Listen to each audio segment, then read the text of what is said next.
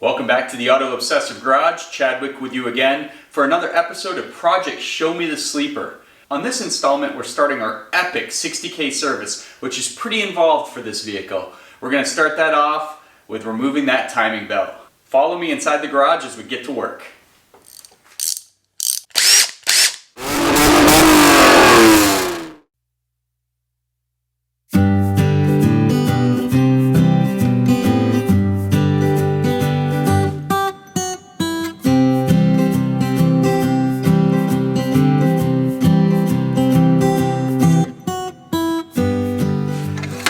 Okay, time to remove this engine damper. Now you have two 13mm nuts right here you have to remove.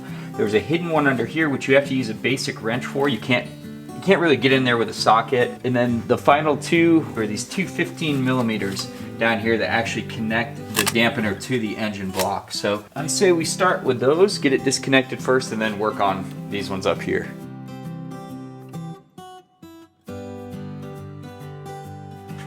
Okay, to get a little more room, because I'm hitting up against the DIS here, let's go ahead and unclip that carefully.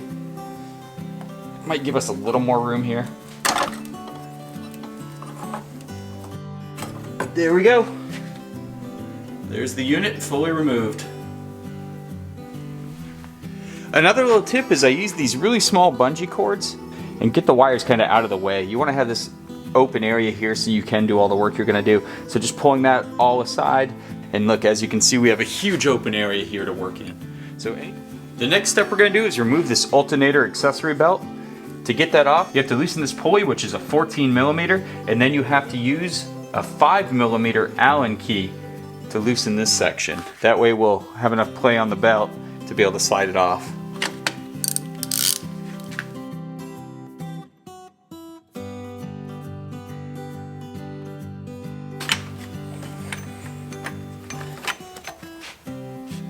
As you can see, the belt looks pretty old. Let's look inside for cracking. Yeah, as you can see, the belt is really cracked up. I apologize for the lighting. It's really hard to get this, but there are 3 bolts holding this whole bracket on. 14mm bolt here, and these two, the lower one and this one here, appear to be 12mm. Go ahead and hit them with a little PB blaster.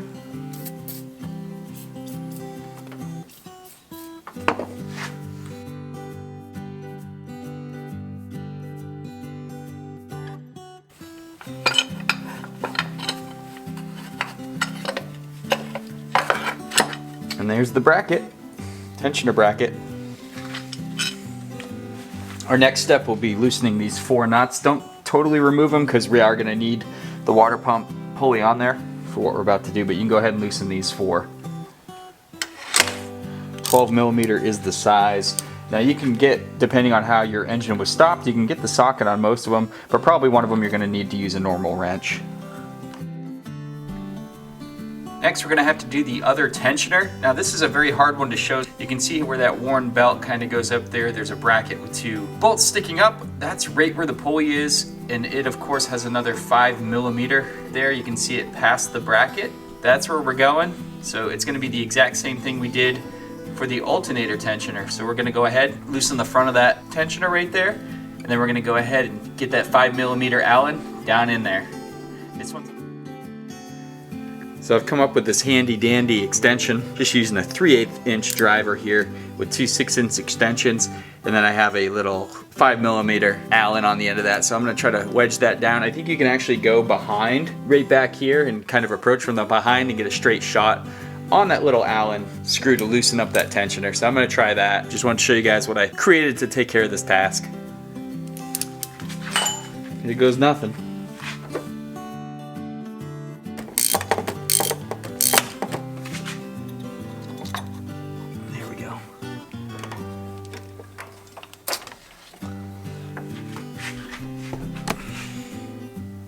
See, it's pretty worn too, and look how cracked this one is.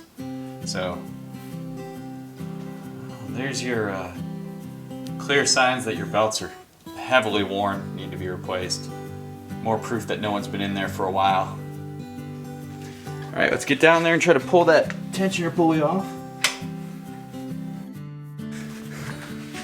And there's the other tensioner pulley, safely removed. Next, you want to unplug the 2 plugs of the DIS system.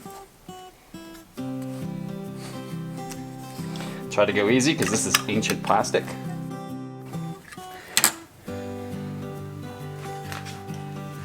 Next, we're going to remove this part of the intake manifold, which requires loosening these 2 clamps on each section, just regular flathead screwdriver there, and then 2 12mm bolts to remove this section. So this intake manifold section is not easily separating from the rest, and I don't really want to twist or force, so I'm just going to kind of just pry up a little bit around just to make sure these rubber gaskets aren't sticking. Sometimes that's the cause. I'm a huge fan of silicone lube when you can't get this rubber stuff off, so I want to use a combination of prying with your screwdriver and just get that in there.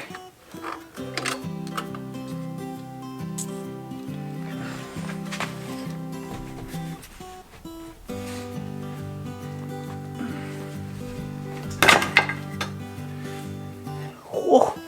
I'm going to definitely be cleaning inside of here. As you can see, it's pretty dirty.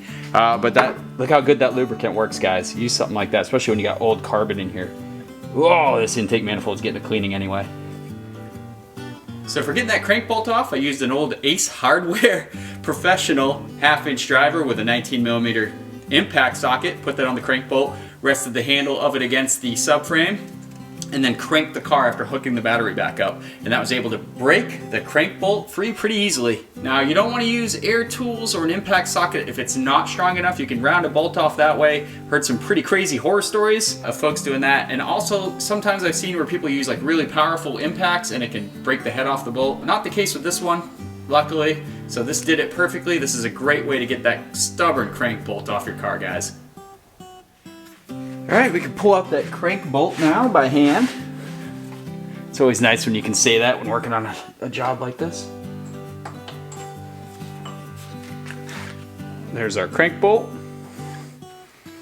Super clean, wow.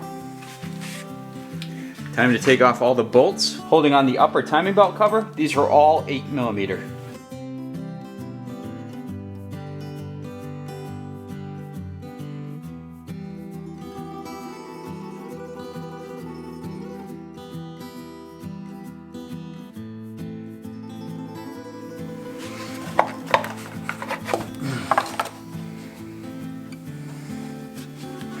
There we have the upper timing belt cover off. The timing belt looks to be in really good shape. I'm actually quite surprised, but I'll tell you what, anyone that ever tells you can tell if a timing belt is good just on how it looks is crazy. It's too much of a risk. And I'll tell you for sure that the water pump does not look like it's ever been replaced. That is pretty ancient looking, so I don't know. You're taking a huge risk here, folks, if you decide not to remove that timing belt. It might be the original. If that water pump hasn't been changed, not many times do people get under here, do the timing belt, and not take care of that water pump while they're in here. So, guys, I want to give you a pointer. I know all this is gone and we haven't got to that part yet, but I realized I could have made life a lot easier for myself, especially taking that upper timing belt cover off. This power steering pump reservoir can easily be moved out of the way, and I haven't seen any of the guides showing that yet. You simply remove this one 8mm bolt here, use a flathead screwdriver, pry here where there's a little clip holding it on, and now you can move that out of the way. Now I'm going to use a bungee cord and kind of bungee cord it up here out of the way, and look at that, folks. We have access to the front of the engine. That is impressive. We'll just make it a little easier for ourselves. Like I said, space to work is a premium. The more we can get, the more we appreciate it. So let's go. Another little tip I've learned while doing timing belts, and for extra peace of mind, you can count the teeth in between the cam gears. A lot of times when you put a timing belt back on, you can be off by one tooth or whatever it is, whether it be intake or exhaust side, depending on how you're doing it. So just remember that. Another failsafe is count the teeth. That way you know if your timing belt's on there correct. So it's between the dots. So 1, 2, 3, 4, 26, 27, 28, 29. There's 29 teeth on the timing belt between these two timing marks. And that's very... At this time we can go ahead and remove this water pump pulley too. To remove the rest of the timing belt covers behind this, We do have to remove the wheel at this time. Car is jacked up, so we're gonna remove this wheel, and then we'll have access to the crank, harmonic dampener, and we'll be able to get that off of here. So let's pull this wheel off, and we should have access.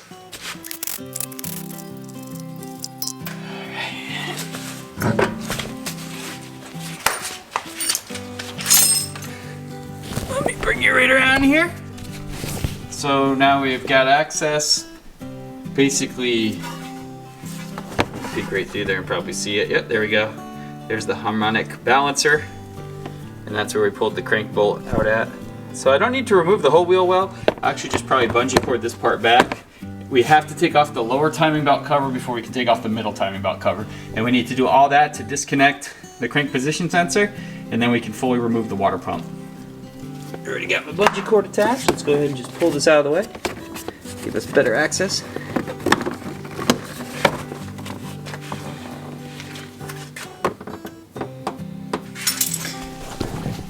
Okay, now we have access right in there. So let's go ahead and remove that. We're gonna use a gear puller, pull that harmonic dampener off, and then we'll take off the timing belt covers.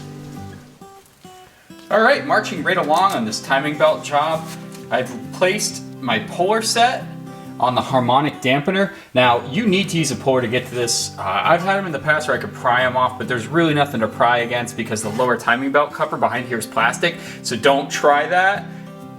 Big advice, guys, make sure you're using the right size bolts on the sides. So your kit should come with the right size bolts, thread those in, and then slowly turn this in until the whole assembly kind of pops off. Now you'll have to give it a quick pull. Mine's already off, that's why it's sitting a little low, but I just wanted to show you how this setup looks. Pretty easy step once you get that on there. Get these tightened so this sits flush against the pulley, and then tighten this big one. It's a 19 millimeter in most sets. Nice and slow, nice and steady. I didn't use a breaker bar or anything crazy. I just used a 1/2 inch driver, and just keep doing it until it slides off enough, and then you can just wrestle it free, pull it down, and as you can see, there's the whole pulley, and what you're seeing there, just barely in frame here, is the end of the crankshaft.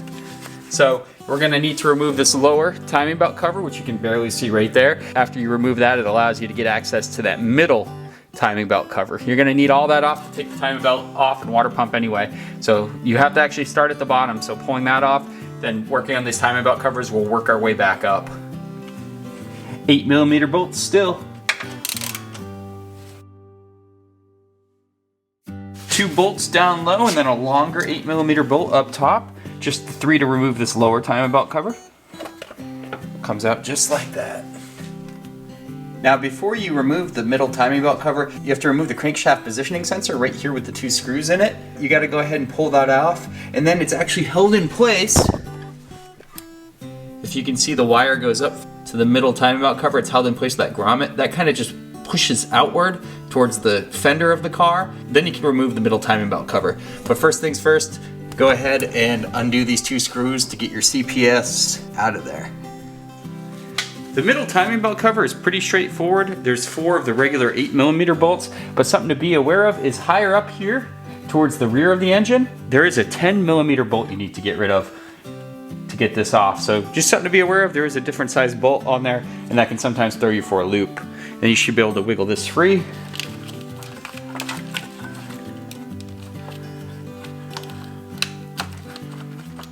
All right, I removed the middle timing belt cover, and then I reinstalled the crank positioning sensor. If you follow it back down here, you know, it's right below the water pump, and I'm still scared of some debris or any gunk that was on the water pump falling down in that hole. So I went and secured it back in place. It's just, I don't want to risk anything falling in there. So what I've done is actually take the crank positioning sensor wire and zip tied it right here to the cam gear right there.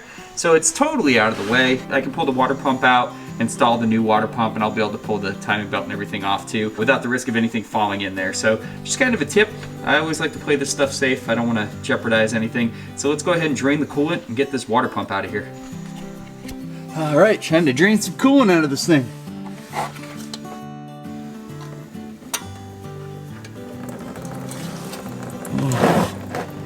Here we go.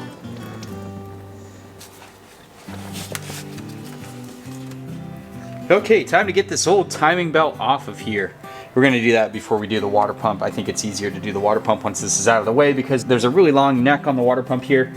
You have a tensioner down here, and it's a 14mm bolt you're just going to loosen, and then you're going to tighten an Allen key clockwise like you're tightening, but it actually just moves the tensioner out. So that's going to release hopefully enough tension to get that tie belt off. You're going to go back and forth a couple times doing that, and then we'll just slide this belt right off and place the new one on. Let's get on it. Okay, so I broke the 14mm loose. I put a 5.5mm Allen wrench in there, and that seemed to do the trick. You basically have to, at the same time, so what I'm trying to tell you is, hold it to the loosest part, then you have to tighten that 14mm bolt back so it won't move, and then you should have plenty of slack. Now the best way to do this is kind of slide it off the cam gears a little bit at a time. Holy crap, that's the factory timing belt, guys. You seeing this? They might have swapped it out with a factory timing belt, but I have a feeling this thing was never touched. Look at that. That is pretty awesome. If that is indeed the factory timing belt, that's pretty cool. 132,000 miles, same timing belt. Looks to be in pretty good shape too. That's awesome. Well, it's definitely time to replace.